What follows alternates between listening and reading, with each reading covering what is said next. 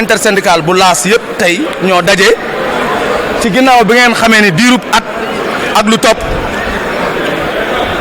ñu nekkoon exactement di liggéey ci jëlee ay rapport xam ngeen ni déjjiti ay rapport waxoon naa ko ministre Maïmouna Ndoye yombul moo tax may jaajëfal sunu mbokku liggéeykat yii toog jigéen ñee góor ñi résultat bi ñu fixé woon 4 bu doon taux de croissance la 4 lan ñu fixé woon ñu ngi ci à 10% ci taux de croissance waaw liggéeykat yooyu du nu feebar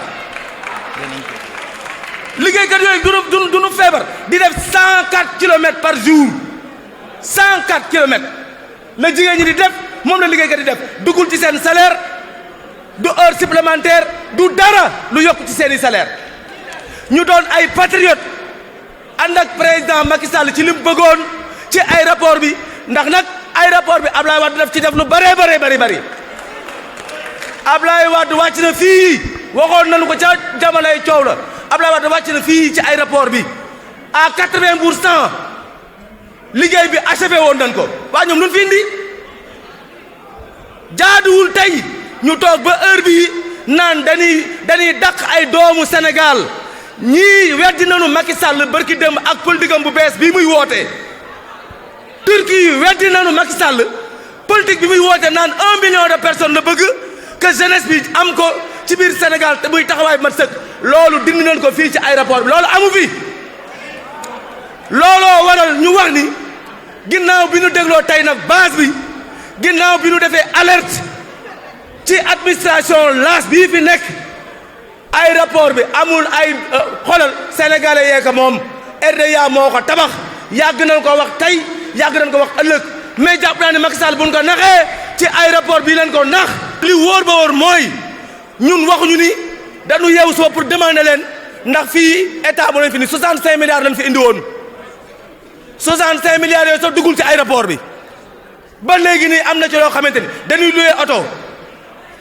dañu loué lépp liggéeykat yaa ngi nii mën ko def jël ay sunu ay parking nee na ñoom dañu nekk ils sont en déficit parce que donc sëñ bi loo nekkul taalibe mënoo nekk sëriñam mënoo fekk ay maçon nga jël leen di leen jox gestionnaire u aéroport na état du Sénégal seet li muy def su amee fu ñuy corriger ci Sénégal su amee donc accélération bu ñuy wax accélération de cadastre fii la war a amee ci aéroport bi na état bi gaaw ci arbitrage bi ñoo ngi demandé bu fekkee am nañu ministre nanu dégg ni na yëg ni moom it ñu ngi koy wax ni ko secteur bi booba ak léegi la paix sociale est garantie parce que ñun ñoo ci tegoon sunu tànk léegi nag élection jeex na kenn dootu wax ni ay partisan am na fi ndax bu nu yëngatu woon naroon nanoo yëngatu ca période campagne bi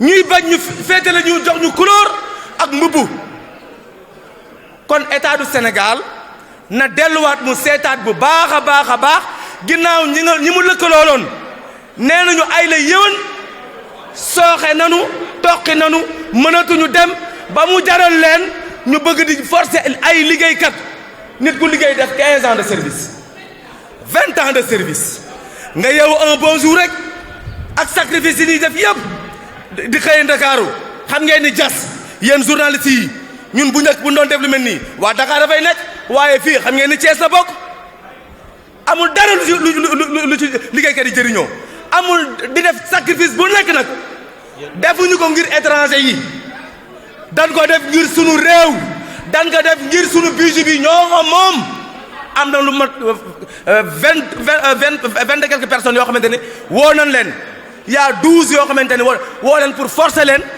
pour ñu dem ba laas créé juddoo ba léegi boo nu laajee lan mooy challenge laas ñun la pousser les sénégalais ñu dem chômage ba laas créé ba mu amee ba léegi pousser nit ñi ñu dem chômage ci ay xale ci ay nit yoo xamante ni aéroport bi ñoo ko ñafee guddi ak bëccëg RDA bi moo koy 2021 lay jeex Ablaye moo jóg nii xam na li may wax ñi ngi demandé le ministre du secteur Ibrahima Sarr Alioune Sarr Maïmouna Ndoye mi mu remplacé kat jigéen la waaye jigéen ju mënoon góor la jigéen ju jàmbaare la am na nag ku ma dégg léegi ma wax ko ni Pape Mayel bu yàggul daje nanu maag moom daje bu saf-saf ba nu mujje fa nu mujje muy man ak moom ak ay Serigne Moustapha Gaye ñoom seen waaye nag Lamine bu waxul lii bu waxul dëgg rek génne la ca des jàmbaar la woon masuñoo avance PBR ñun fii 13e mois dañu ko avance ren moom masuñoo avance 13e mois am na ku ko wax léegi dëgg la combien de prestataires lu mat 1000 personnes bi yi ngeen di dégg mais Mayel moo leen yore woon te fekk na état du Sénégal dafa wàññi woon ay redevance am mu ciy def lu mën kon Sénégalais yi mën nañu gérer seen bopp ginnaaw ñoom nee nañu dañu télé mënatuñu yow même pas 1 an et demi nga ni exactement mënatuloo dem da nga am ay problème de finance ba war a toroxal ay doomu Sénégal ana président Macky Sall mu woote woon 1 million emploi. ndax mën nañoo xaar préavis de grève. ah mais loolu waxatuñu ko léegi wóoratul en moo nekk suñu diggante ak ñoom su président yéexee ci àtte bi mais nii lay demee da ngay gis kenn dajeeg sa morom mais kurpañi naaw tak bënnatuñu bëggante li ñu yaakaar mooy le ministre Ibrahima Sarr Aliou Sarr bi nga xamante ni mooy suñu interlocuteur ñu ngi koy ñaan léegi premier ministre amatul moom ak président Macky Sall ñu ngi ñaan comme ñoom nee nañu dañu nekk en déficit ba war a dàq ay doomu Sénégal te ñun dàq ñooñu billaahi wallaahi taalaahi jaar ci sunu kaw ak ay chars de combat moo gën a yomb moo gën a gaaw kon arbitrage lañu soxla ka président Macky Sall mu ñëw arbitré xam nañ mu baax création teranga gii alkaati yi nekkuñu ci conditions yu baax douanier yi la même chose teranga ak aéroport bi dañ ko kuppati ndax ay yaama neex yu teguwul fenn nanu delloo sénégalais yi li nu moom te bàyyi intérêt crypto personnel yi lii may wax nag président su fekkee am na ay conseil dañ ni ko président li ñuy nëbb mi ngi bëgg a feeñ te xam nañ ni yëgu ko aéroport bi dafa bëre pàcc ay pàcc te sénégalais yi mën ko yore doxal ko ni mu waree lu ko étranger yi di jox mën nañ ko tripler quatre fois jox ko kon ñu ngi demandé ci nu mu gën a gaawee na arbitré ñu waxtaan 65 milliards sénégalais bi gën a néew doole ci sunu sénégalais yi fii nekk ay homme d'affaires boo leen ko laajee ñu joxe ko waaye yéen xam ngeen ñii ñu jox aéroport bi xam ngeen lu doon gérer seen nawle yi fi àndaloon ña nga actuellement Tchad di tabax waaye yow nan ngay fekkee tabaxkat nga ne yow tey par force kaay nekk gestionnaire xoolal ñii ñàkk mën ñàkk aay ñàkk bañ xam aéroport moo tax ñu jël li ëpp valeur di ko loué sëñ bi baa xam ngeen leen actuellement ne aéroport bi ci ay loi turque lay dox aéroport bi dem leen y a des contrats yoo xamante ni turque lañ koy defaree wàcc ko mu ñëw suñu kaw ñun sénégalais yi waaw ana état du Sénégal na président Macky Sall jóg ci lii nu mu gën a gaawee su ko defulee yaa ngi laajte ndax dañuy dem en grève tukki dafay jafe fii ci aéroport ci kattanu yàlla tey la insha allahu rabbi tey la mercredi demee ci jeudi bi tey la jeudi demee ci vendredi demee di vendredi déglu baax na leen di wax de xoolal ñii toog ñii ñoo yor aéroport bi xam nga ñoom ñii nga gis seeni salaire xamuñu ko ñun ay code numéro compte lañu yore ñoo ëpp salaire ministre du Sénégal yii yàgg nañ koo wax ñoo ëpp salaire ministre du Sénégal yii kon bu wàññi dee am dañ leen wax ñoom et puis la preuve lii wóor ba wóor mooy am na koo xamante ni mais démissionné na ci ñoom tey ji muy Mourad am na koo xam ne démissionné na te bañ nag nee nañu audité ko te moo yoroon lépp lu jëm ci wàllu marché ñi ngi daw comme ñi ngi daw nag état bi na jël ay matukaayam ci nu mu gën a gaawee suñu ko defulee fii ak lundi ca kattanu yàlla suñu borom lépp lu ministre bi yëg ni am na ci secteur bi nanu xam ni ci ñoom la ndax duñu nangu illaa yow mi diini benn waxuma la liggéeykat bu am matricule benn temporaire di fi jóge moo tax incha allahu rabbi fii ak lundi ci nu mu gën a gaawee nanu toog ak ñun yaa un protocole d'accord moo nu lié woon ñun ak ñoom ginnaaw mënatuñu nan ñu libéré suñu aéroport ci jàmm bu ñu nga defulee ma ni tukki dem ak dellu si loolu Intersyndical bi wax nañ ni dootul yomb fii ci biir aéroport. L'objet de la réunion, elle est très simple. C'est suite à l'évacuation par la direction de l'AS de soucis financiers que rencontre la maison. D'après l'administration ou bien la direction de l'AS, comme ils aiment le dire, la société rencontre des problèmes financiers.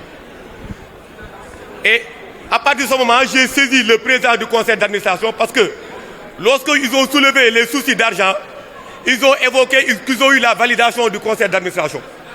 J'ai saisi le président du conseil d'administration, M. Luxar, qui a fustigé cette position pour dire que lors du dernier conseil d'administration, seules 2 résolutions ont été dites ou bien finalement produites.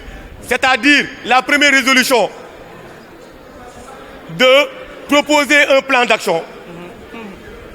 De proposer un plan d'action pour régler ce problème le plus rapidement possible. Le deuxième point, c'est de tout simplement soumettre un organigramme et des fiches de poste. La deuxième résolution, c'est avant d'exécuter le plan d'action, présenter ce plan d'action au concessionnaire, c'est-à-dire la structure qui a mis en concession l'aéroport international Blaise Diagne, c'est-à-dire AIBD. Et ensuite, la soumettre tout simplement à la partie sénégalaise, c'est-à-dire les 3 membres du conseil d'administration. Et nous réclamons tout simplement le respect de nos droits tels qu'ils sont encadrés par la loi et le lien contractuel qui nous unit. Maintenant, nous allons plus loin. Parce que je me dis que lorsque tu soulèves des soucis d'argent, il faut que tu sois capable de fournir des états financiers et des objectifs précis par rapport à cette démarche. Tel n'a pas été le cas jusqu'à présent. Et je rappelle à ces messieurs que ce sont ces vaillants travailleurs qui sont derrière moi, qui ont permis de mobiliser les fonds, qui ont permis de construire cet aéroport et qui ont permis de faire un transfert en douceur sans interruption de l'exploitation. Donc je dis à l'État de prendre toutes ses responsabilités par rapport à la situation. Tout à l'heure, vous avez interpellé mon petit frère Mamoudou pour lui dire quel est le plan d'action, qu'est-ce qui va en suivre. Ce que je dis est très simple. Dans le milieu aéronautique, lorsque les gens sont démotivés, lorsque les gens se sentent agressés psychologiquement, à partir de ce moment, on peut dire que nous sommes en grève.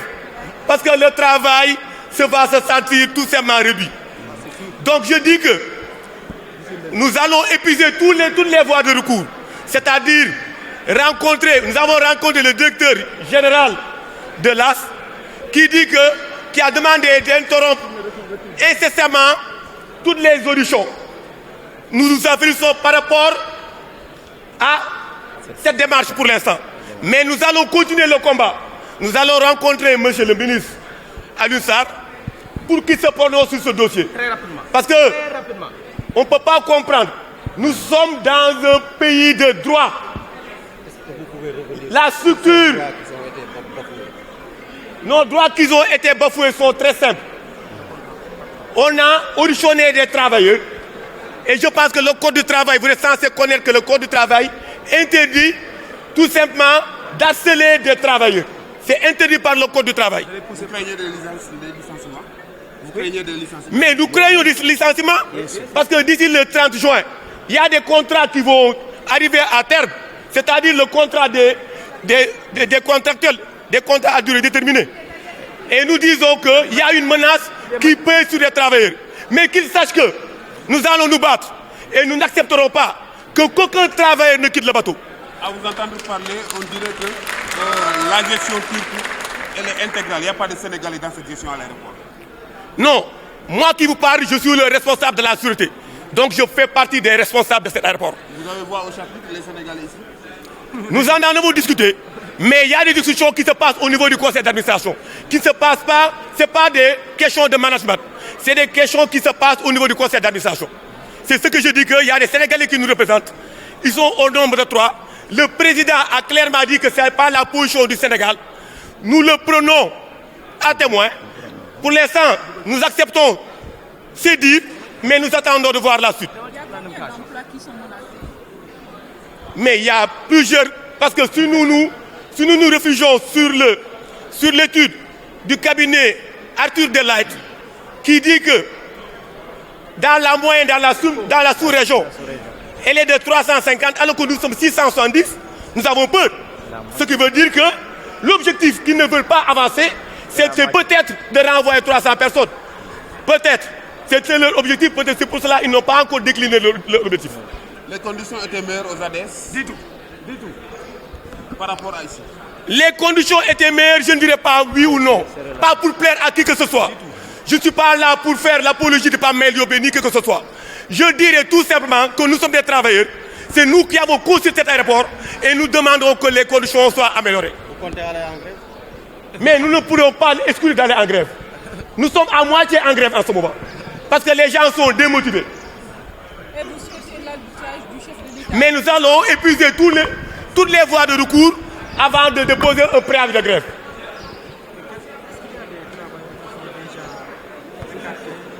Pour l'instant, ils n'ont fait que conditionner 15 travailleurs pour leur demander que d'ici le 30 juin, s'ils ne se rapprochent pas au niveau de la direction administrative et financière, on va tout simplement, ils vont résilier le contrat.